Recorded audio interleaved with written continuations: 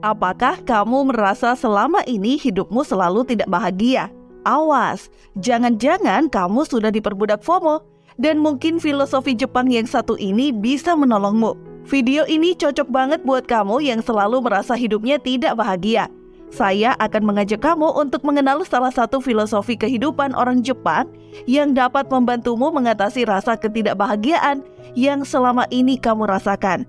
Filosofi Jepang yang saya maksud kali ini saya ambil dari buku Wabi Sabi, Seni Menemukan Keindahan Dalam Ketidaksempurnaan, karya Beth Compton. Halo semua, nama saya Asri. Selamat datang di channel Inspirasi Buku. Kami akan merangkum intisari buku-buku non-fiksi terpopuler agar kalian yang tidak punya waktu atau dana untuk membaca tetap bisa mendapat pelajaran terbaik untuk diterapkan dalam kehidupan. Seperti kata Richard Powell, Wabi Sabi merawat segala yang otentik dengan mengakui 3 realitas sederhana. Tidak ada yang abadi, tidak ada yang selesai permanen, dan tidak ada yang sempurna. Yuk kita mulai. Jika dalam sepak bola ada yang disebut dengan strategi dan formasi demi keberhasilan memenangkan pertandingan, begitu juga dalam kehidupan. Pertanyaannya sekarang, apakah kita sudah ada pada strategi dan formasi yang tepat untuk memenangkan tujuan kita atau malah sebaliknya? Coba renungkan mengapa kita selama ini merasa kalau dalam hidup ini selalu gak bahagia. Mungkin kita sudah menjadi penganut FOMO. Kamu pasti sudah sering kan mendengar kata FOMO? Iya, FOMO. FOMO bukanlah suatu aliran kepercayaan. FOMO adalah kepanjangan dari kata Fear of Missing Out, alias perasaan takut ketinggalan akan suatu aktivitas tertentu yang sedang tren.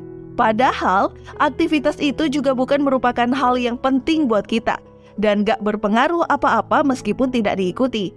Sayangnya, kita sudah termakan persepsi bahwa jika melakukan aktivitas yang sedang tren, maka otomatis kita akan merasa puas, lebih bahagia, dan terlihat up to date. Pada akhirnya, FOMO menjebak diri kita dalam suatu keadaan yang mengharuskan kita jadi seperti apa yang ada pada standar bahagia bagi kebanyakan orang. Berikut ini adalah ciri-ciri kalau kita sudah diperbudak FOMO. Pertama, ditandai dengan sangat ketergantungan dengan handphone. Setiap saat kita cenderung akan selalu mengecek HP dan melihat isi berita atau tren yang terjadi pada sosial media. Saat di rumah, di jalan, atau ketika makan, sebelum tidur, bangun tidur, dan bahkan ketika buang air besar di toilet pun, HP selalu dibawa dan tak terpisahkan. Bahkan pada tahap yang lebih parah, kita akan mengalami kesulitan tidur dan kecemasan berlebihan akibat ketergantungan tersebut. Kedua, menjadi sosok yang lebih peduli akan image di dunia maya dibandingkan dengan dunia nyata. Mengupayakan bagaimana agar eksistensi kita diakui di dunia maya. Coba saja kita bandingkan. Dulu kita akan merasa bahagia hanya karena kamu mendapatkan nilai ujian yang baik di sekolah lalu dipuji oleh orang tua dan orang-orang di sekitar kita. Tapi kini kita akan sangat overthinking ketika foto yang diunggah di Instagram tidak mendapatkan banyak like atau justru malah mendapatkan hate comment. Ketiga, menjadi sangat penasaran akan kehidupan yang dijalani oleh orang lain dan kemudian membanding-bandingkannya dengan kehidupan kita sendiri. Sering stalking Instagram orang-orang yang kita rasa hidupnya lebih berhasil dan bahagia. Padahal apa yang kita lihat belum tentu sama dengan apa yang sebenarnya mereka jalani. Kita cenderung menelan bulat-bulat image kehidupan berhasil dan bahagia yang orang lain tunjukkan pada sosmed mereka. Keempat, cenderung untuk mengeluarkan uang secara impulsif demi untuk memenuhi rasa, biar dibilang gak ketinggalan zaman. Misalkan kita membeli tas branded yang harganya jutaan, padahal secara efisiensi tas tersebut tidak terlalu bermanfaat, atau fungsinya sama saja dengan tas non-branded.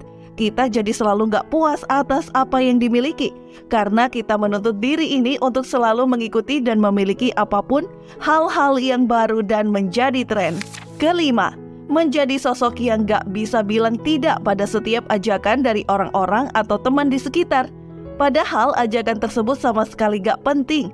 Cuman gara-gara biar dibilang gak ketinggalan zaman, kita jadi gak bisa nolak deh. Misalnya nih, teman kantor ngajak beli minuman kekinian yang harganya lumayan. Padahal saat itu dompet kita lagi tipis nih. Tanggal tua jadi makin boncos gara-gara nggak bisa nolak karena saat itu minuman tersebut memang sedang tren dan menjadi patokan bergengsi di lingkungan kerja kita. Fenomena tersebut menjadi hal yang banyak terjadi dan menimpa masyarakat dunia saat ini. Disadari ataupun tidak, kita sedang menggali lubang masalah untuk diri sendiri akibat pengaruh dari FOMO tersebut. Parahnya lagi, ada juga loh yang sampai kehilangan akal sehatnya dan menghalalkan segala cara untuk memenuhinya. Kita akhirnya akan selalu menuntut kesempurnaan pada setiap aspek yang ada pada diri kita, mulai dari penampilan, sudut pandang, sampai gaya hidup. Akibatnya, kita justru hanya akan merasa lelah dan apapun yang dilakukan terasa menjadi tidak bermakna, bahkan tidak memiliki nilai kebahagiaan sama sekali. Orang-orang yang hidup di zaman dulu kebanyakan memiliki kehidupan yang lebih bersahaja dan selalu dekat dengan alam. Pengalaman historis itu kemudian menjadi filosofi sebagai gambaran bagi generasi selanjutnya. Salah satu daerah yang memiliki filosofi kehidupan yang bersahaja yaitu daerah Jepang. Dan Jepang dikenal dengan budayanya yang kaya akan berbagai macam filosofi kehidupan. Filosofi Jepang secara garis besar banyak mengajarkan tentang hidup bersahaja dalam kesederhanaan dan penuh rasa syukur. Sebut saja salah satunya yaitu filosofi Jepang wabi-sabi yang mengajarkan kita untuk merangkul ketidaksempurnaan diri, lalu menemukan keindahan dalam hal-hal sederhana yang jarang disadari keberadaannya, dan menjalani kehidupan yang lebih bermakna. Mari kita cari jalan keluar dari perasaan selalu tidak bahagia ini dengan mengenal wabi-sabi lebih dalam lagi, yaitu pertama, menemukan wabi-sabi. Wabi-sabi dapat kita temukan dalam diri dan kehidupan sehari-hari ketika kita mampu melihat dan menghayati kehidupan dunia secara lebih bijak, yaitu menghargai pada setiap kesederhanaan dan ketidaksempurnaan, menerima setiap kekurangan yang ada pada segala sesuatu di sekitar kita sebagai sebuah keindahan. Kedua, elemen wabi-sabi.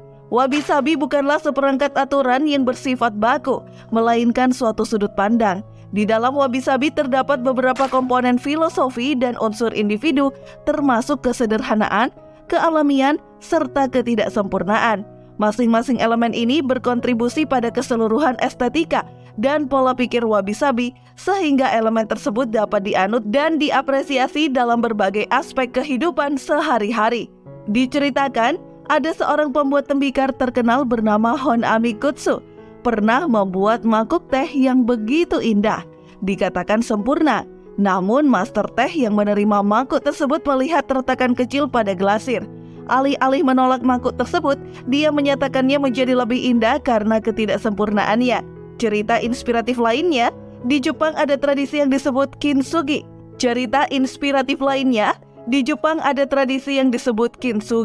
Yaitu memperbaiki tembikar yang pecah dengan emas. Alih-alih menyembunyikan retakan, tembikar diperbaiki dengan cara membuat retakan lebih terlihat dan lebih indah. Kisah-kisah tersebut menunjukkan bagaimana wabi-sabi mendorong kita untuk merangkul kekurangan dan ketidaksempurnaan dalam berbagai hal, daripada berusaha menyembunyikan, memperbaikinya, atau menggantinya.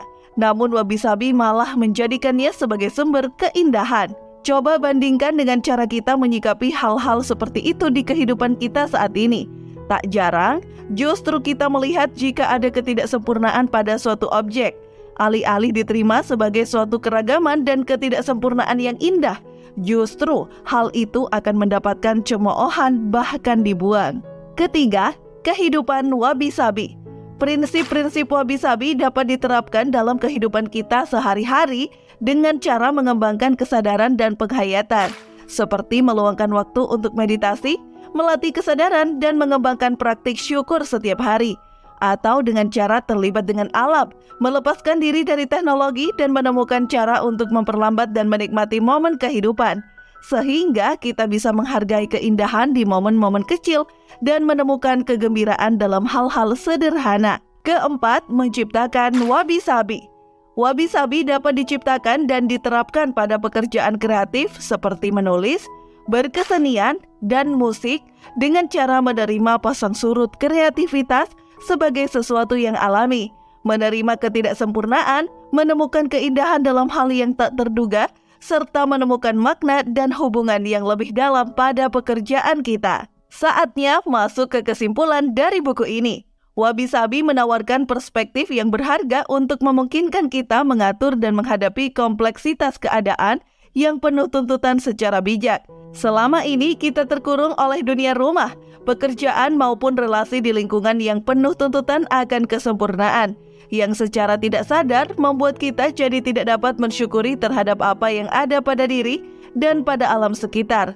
Padahal kebahagiaan serta nilai makna dan keindahan sesuatu dapat ditemukan juga pada kesederhanaan dan ketidaksempurnaannya. Nah, pada akhirnya kita dapat menyimpulkan bahwa filosofi Jepang wabi-sabi relevan dan dapat digunakan sebagai cara agar kita meraih kebahagiaan sejati yang penuh nilai dan makna, sehingga terlepas dari pengaruh buruk FOMO dalam kehidupan di era modern ini. Silahkan komen di kolom komentar poin penting apa yang kalian dapat dari buku ini. Dan komen juga konten seperti apa yang perlu kami buat. Jangan lupa terapkan 1 poin penting tersebut dalam hidup kalian ya. Dan subscribe untuk mendapatkan update buku non-fiksi terpopuler lainnya dengan gratis. Bye!